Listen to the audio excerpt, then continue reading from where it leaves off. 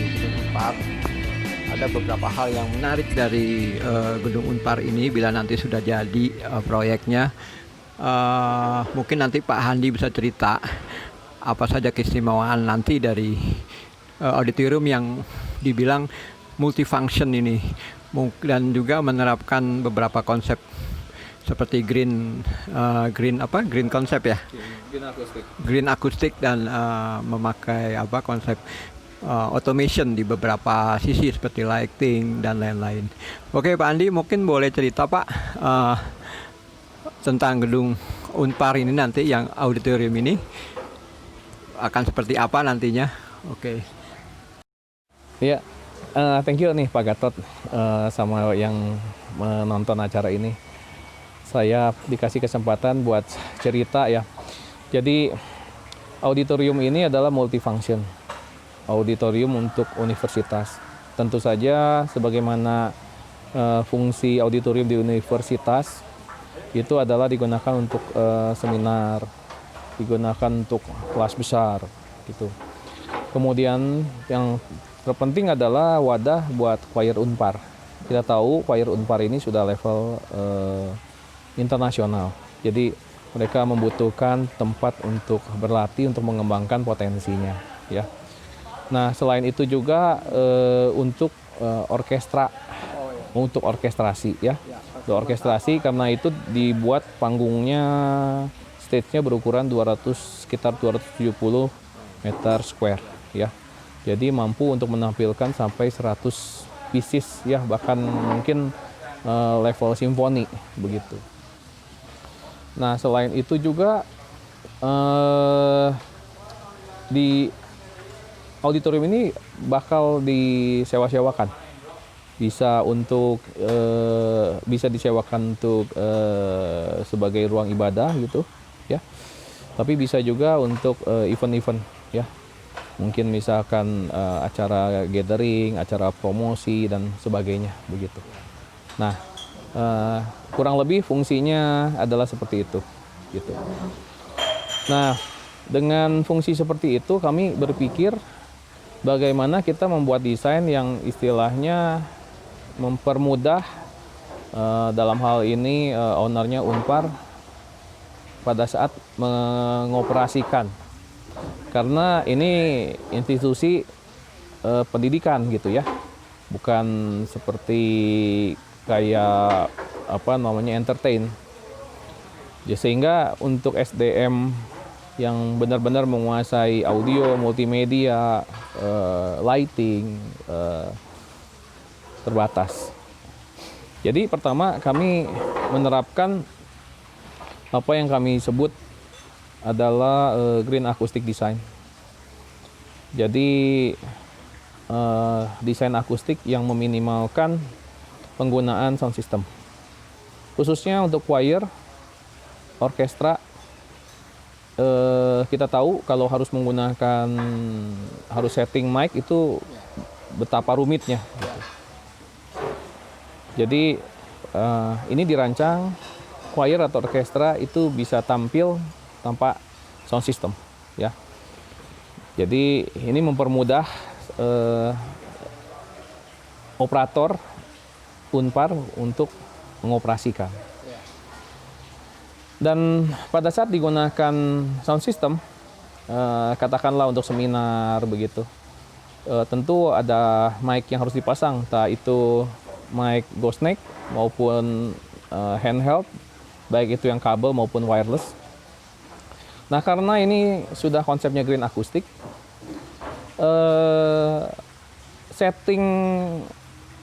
setting equalizer mestinya nggak terlalu diminimalkan ya. Jadi hanya bermain gain, dan gainnya juga tentu tidak perlu besar-besar, sehingga walaupun menggunakan sound system kesannya adalah natural seperti tanpa sound system begitu. Ini dari sisi audio yang mau kita hadirkan. Nah, kedua adalah dari sisi multimedia, karena multifungsi tadi, salah satu tantangannya adalah fungsi tanpa sound system tadi, tetapi dikawinkan dengan keberadaan panel LED.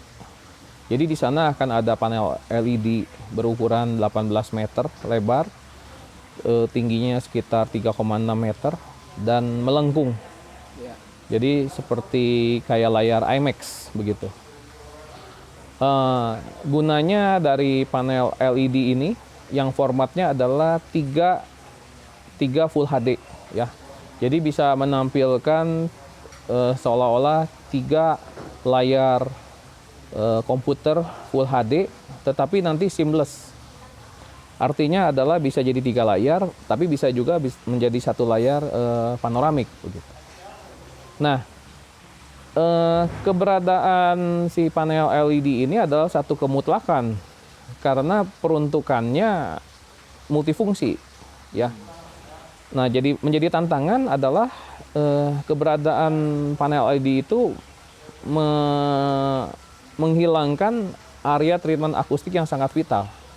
Nah, jadi bagaimana caranya fungsi yang tadi tanpa sound system tadi orkestra choir bisa kita tampilkan dengan keberadaan panel LED tadi. Jadi kami harus benar-benar menghitung kompensasi akustiknya begitu. Nah, itu tantangan yang pertama. Tantangan yang kedua adalah yang kita tahu panel LED itu adalah suatu benda yang mengeluarkan noise. Noise dari mana? Dari fan. Ya. Kalau saya nggak salah ada kurang lebih 240 fan di dalam panel LED yang ukurannya 70 meter persegi ini. Nah, sedangkan fan ini tidak harus ada.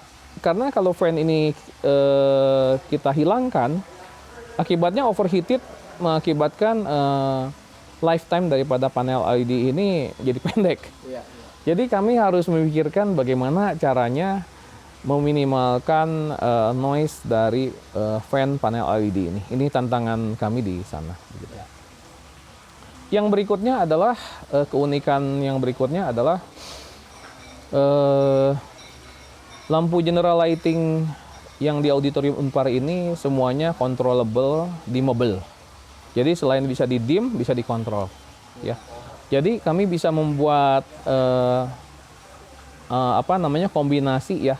Kombinasi mana yang harus 100% terang, mana yang cukup 10% begitu ya. Yang kita sebut scene ya. Dan scene ini bisa kita buat secara custom menyesuaikan event-event yang nanti akan diselenggarakan. Mau bikin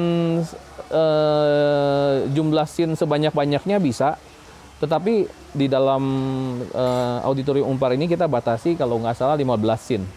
Ya, jadi kita bisa membuat 15 kombinasi terang gelap pencahayaan sehingga kita bisa mendapatkan berbagai macam nuansa ya. Contoh misalkan, scene 1 adalah semua lampu, baik itu downlight, baik itu indirect light, nyala semua. Itu scene 1 misalkan. Ya. Nah, lalu scene 2 katakan yang nyala 100% hanya di bagian stage. Di bagian audience katakan hanya 10% yang downlight. Lalu yang indirect katakan hanya 20%. Nah, itu katakan itu scene 2. Nah, scene 3 katakan untuk pemutaran film seperti di bioskop gitu ya. Nah, itu bisa dibuat semua lampu mati off, lalu hanya indirect saja yang katakan 5%. Begitu, dan scene-scene yang lainnya kita bisa buat. Nah, ke semua sistem tadi, entah panel LED yang 3 layar itu, kemudian lampu general lighting, kemudian juga ada kurang lebih sekitar 16 TV yang tersebar di luar ruang auditorium, namanya pre-function dan backstage. Itu semua kita bisa kontrol secara automation dengan iPad. Jadi satu iPad kita bisa kontrol semua tampilan. Ya, saya ambil contoh. Seperti tadi, panel LED tadi adalah 3 layar Full HD. Ya, saya bisa membuat tampilan pertama itu adalah misalkan 3 angle dari kamera. Jadi kamera 1, kamera 2, kamera 3 tampil di layar 1, 2, 3. Nah, itu kombinasi pertama. Kombinasi kedua misalkan adalah kamera 1 di layar 1, kamera 2 di layar 3.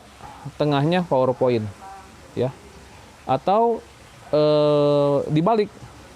PowerPoint ada di layar 1 dan 3, yang tengahnya adalah kamera 1 atau kamera 2 atau kamera 3. Nah, kombinasi berikutnya bisa juga tampilan PowerPoint menyatu. 1, 2, 3 menyatu. Jadi satu layar. Ya. Atau kombinasi berikutnya adalah 3 video yang diputar berbareng-bareng secara live. Ya, secara live. Dan di Unpar pun kita lengkapi dengan alat yang disebut wireless collaboration. Jadi sekarang banyak ya kita diskusi, meeting menggunakan gadget ya. Jadi nanti kalau ada talk show, ceritanya ada talk show, ada yang bawa Android, ada yang bawa iPhone begitu ya. Nah, tampilan di Android dan tampilan di iPhone itu kita bisa tampilkan. Jadi kalau misalnya mereka membuat coretan-coretan atau menunjukkan WhatsApp atau menunjukkan denah dan sebagainya, itu bisa serentak ditampilkan di dalam layar. Begitu, secara wireless, secara real time, begitu. Nah, terakhir fitur yang menarik adalah ini, karena dari panitia menuntut green, maka kami mendesain semua perangkat itu harus hemat energi. Jadi baik itu audio, baik itu multimedia, baik itu stage lighting. Contoh dalam hal audio, ya. Untuk menekan hemat energi, kami hanya menggunakan speaker 12 in, 2 buah kiri, 2 buah kanan, artinya 4 untuk full range, dan hanya 1 unit subwoofer 2x18. Ya, jadi kapasitas 1000 hanya menggunakan 4 speaker full range dan 1 subwoofer. Nah, dengan demikian kapasitas listrik yang dibutuhkan oleh audio system itu minim. Ya. Nah, semua perangkat yang ada di dalam auditorium itu, mulai dari audio, panel LED, multimedia, kamera sistem, lalu stage lighting, itu disuplai oleh suatu alat yang disebut power conditioner. Kenapa disebut power conditioner? Karena semua listrik kami pastikan harus clean, bersih. Ya, sehingga lifetime dari semua perangkat itu jadi panjang. Dan kedua, dilengkapi dengan baterai backup, semacam kayak UPS. Nah, kami akan mencoba apakah baterai UPS yang tersedia itu bisa mengcover satu acara full tanpa perlu ada supply listrik. Secara teoritis sebenarnya dikatakan kapasitas baterainya hanya bisa 20 menit. Ya, tetapi 20 menit itu kapasitas audio, multimedia, dan stage lighting itu full power. Kenyataannya kita nggak pernah menggunakan full power. Jadi nanti kami akan coba apakah mampu untuk acara yang 1,5 jam atau sampai 2 jam. Itu 100% tidak menggunakan listrik PLN ataupun genset. Nah, kira-kira target desain kita seperti ini.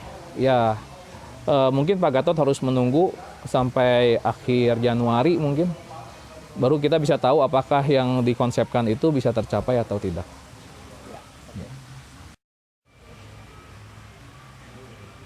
Oke, terima kasih Pak Handi. Memang cukup lama juga ya nunggu ya, sampai Januari tahun depan kita baru bisa ngelihat apa yang tadi diterangkan oleh Pak Handi. Cukup menarik juga, khususnya konsep green itu sendiri, yang bagaimana meminimalkan seperti sound system, tapi suaranya tidak kalah bila kita memakai dengan banyak sound system. Itu pasti itu juga mendukung tampilan interior yang akan lebih cantik dengan perangkat yang minim, tapi kualitasnya bagus. Nah, mungkin bagi kita yang termasuk pehobi audio nih, yang juga pehobi home theater, ini tentu suatu hal yang menarik juga. Ada beberapa sisi yang kayaknya ada ya sedikit banyak kesamaannya. Gimana kalau kita juga bisa menerapkan hal yang sama di ruang kita, khususnya ruang home theater ya. Ada automation yang bisa memfungsikan layar untuk berbagai keperluan seperti tadi disebut. Ada fungsi lighting mungkin yang bisa automation dengan beberapa mode cahaya. Kita tahu sendiri, mendengar musik pun kadang orang lebih suka dengan suasana yang temaram, gelap, yang bahkan seperti kita menutup mata kita. Jadi kita memang mendengarkan musik itu sendiri, bukan dengar alat. Begitupun apalagi di ruang home theater ya. Inilah yang menariknya bila kita nanti juga semoga bisa datang ke ruang multifunction Unpar ini. Kita akan bahas lebih lanjut mungkin. Kita akan cerita lebih jauh tentang bagaimana menariknya ruang seperti yang dikatakan Pak Handi. Terima kasih Pak Handi untuk untuk ajakannya, untuk informasi yang up to date sekarang ini mengenai sebuah ruangan auditorium. Sampai jumpa dan stay tune in What Hi-Fi channel. Thank you.